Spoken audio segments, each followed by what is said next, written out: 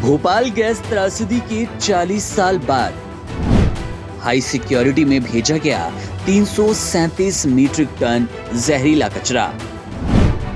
हर 30 minute में बदले गए मजदूर। जलाने के लिए 126 करोड़ रुपए।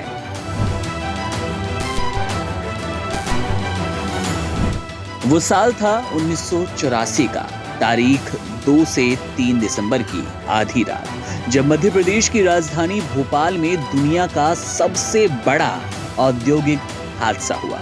ये वो समय था जब यूनियन कार्बाइड की फैक्ट्री से निकला जहरीला गैस का गुबार हजारों निर्दोषों की जान ले गया और लाखों की जिंदगी तबाह कर दी। इस गैस त्रासदी ने न केवल भोपाल को बल्कि पूरी दुनिया को चौंका दिया।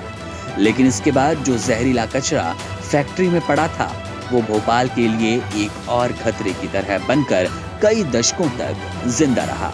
भोपाल गैस त्रासदी के 40 साल बाद 2025 में आखिरकार इस कचरे को शहर से बाहर निकालने के लिए प्रक्रिया शुरू हुई।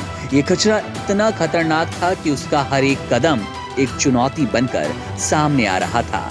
337 मीट्रिक टन जहरीले कचरे से भरे 12 कंटेनर बुधवार रात को भोपाल से पीथमपुर के लिए रवाना हुए।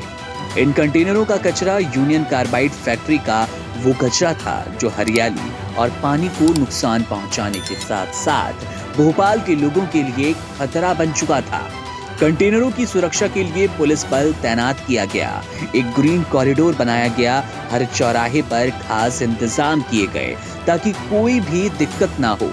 कचरे को उठाने की यह प्रक्रिया लगभग एक हफ्ते पहले शुरू हुई, जब राम की इन्वायरो कंपनी के 12 कंटेनर भोपाल के तारापुर औद्योगिक क्षेत्र पहुंचे। इस कार्य में 114 घंटे का वक्त लगा और इसमें करीब 1000 लोग शामिल थे।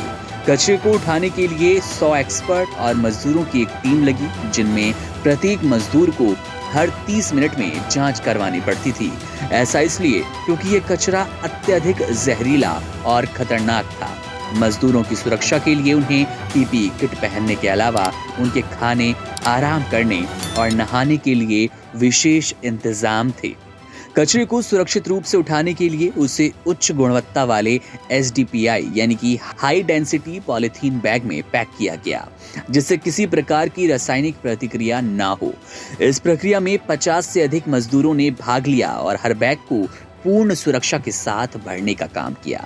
इस काम का खर्च 126 करोड़ रुपए आया, जिसमें हर किलो कचरे का खर्च करीब 3750 रुपए था। पहले 2012 में एक जर्मन कंपनी ने इसे खत्म करने का प्रस्ताव दिया था, लेकिन उस समय सरकार ने इसे खारिज कर दिया। अब ये कचरा पीथमपुर से तारापुर के इंसिनरेटर में रखा गया, जहां उसे अगले 3 महीनों में नष्ट किया जाएगा। कचरे को नष्ट करने की प्रक्रिया को लेकर विशेष सावधानियां बरती जा रही हैं। जहां इसे रखा गया था, वहां बैरिकेड लगाए गए और आम लोगों के आने जाने पर रोक लगा दी गई। ये सुनिश्चित किया गया कि कोई भी बाहरी व्यक्ति इस खतरनाक कचरे से प्रभावित न हो।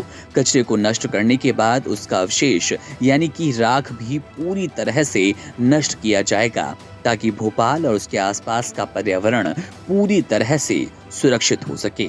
ये घटना सिर्फ एक औद्योगिक हादसे का नतीजा नहीं थी, बल्कि ये उस खतरनाक कचरे की मुक्ति की कहानी थी जो 40 सालों तक भोपाल के लिए एक बुरे साए की तरह था।